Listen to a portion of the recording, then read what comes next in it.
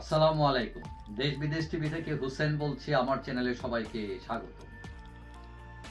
গাজীপুর হচ্ছে আওয়ামী লীগের একটা ঘাঁটি এবং আওয়ামী লীগের বিভিন্ন নির্বাচনে গাজীপুরে তারা বিভিন্ন সাফল্য দেখিয়েছে বিভিন্ন সময়। এবং এই গাজীপুরের সিটি কর্পোরেশনের মেয়র ছিলেন জাহাঙ্গীর। তিনি হঠাৎ করে গতকাল শুক্রবার সোশ্যাল মিডিয়ায় এসে একটা অডিও ছাড়েন এবং সেটা ভাইরাল হয়ে যায়। এখন আত্মগোপনে থেকে জাহাঙ্গীর কি বললেন? তিনি তার বক্তব্যে বলছেন যে আমাদের নেতা হাসিনা তার কাজ তিনি করে যাচ্ছেন, আমাদের কাজ আমাদেরকে করতে হবে, নিজেদের অবস্থান তৈরি করতে হবে, আপনাদের কি করতে হবে 24 ঘন্টা আগে জানিয়ে দেওয়া হবে এবং নিজ দায়িত্ব থেকে আপনারা দায়িত্ব পালন করবেন এবং দ্রুতই আপনাদের সেই সিদ্ধান্ত জানানো হবে, মানে কখন নামতে হবে। এখন জাহাঙ্গীরের কথায় যেটা বোঝা যাচ্ছে যে বড় কিছুর পরিকল্পনা করছে আওয়ামী লীগ এবং সেই পরিকল্পনা নিশ্চয় সরকার হটানোর, ডক্টর ইউনূস সরকারকে হটাবে তারা। কিন্তু কর্মীরা যে বিপাকে দিন যাপন করছে তাদের সহযোগিতায় নেতারা কিছু করেছেন কিনা এটা নিয়ে প্রশ্ন উঠেছে। এখন মেয়র জাহাঙ্গীর এটাও বলছেন যে আওয়ামী লীগের অঙ্গ সংগঠন সহ 1,72,00,000 নেতার পদে থাকার কথা ছিল, কিন্তু তা কেন হয়নি সবাই তা জানেন।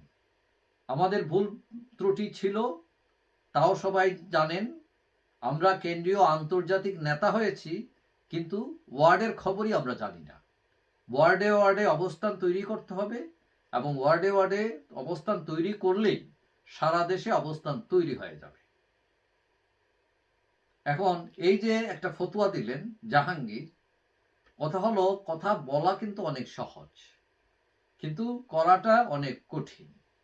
তার কথায় বোঝা যাচ্ছে যে আওয়ামী লীগের প্রস্তুতি প্রায় সম্পন্ন, যে কোনো সময় তারা হামাগুড়ি দিয়ে চলে আসতে পারেন। ব্যাপারটা এই রকম, কিন্তু আসলেই কি সেরকম? এখন আওয়ামী লীগের নেতা কর্মীর কোনো অভাব নাই, কিন্তু তারা যে বিপাকে আসছে এবং দলের ভিতরও অনেকের মান অভিমানও আছে, যে অনেকে অতীতে হাইব্রিডরা শাসন করেছেন, যারা ত্যাগী ছিলেন তাদের কোনো মূল্যায়ন করা হয় না। এখন তারা বললেই আবার তারা গিয়ে ঝাঁপিয়ে পড়বেন, এইটাও ভাববার কোনো কারণ নাই।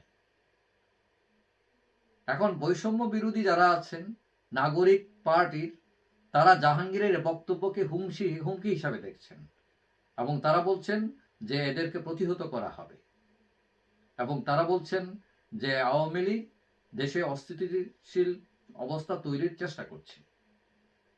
তবে হ্যাঁ, এটা ঠিক যে আওয়ামী লীগ একদম বসেনি, তারা ফিরে আসার চেষ্টা করছে।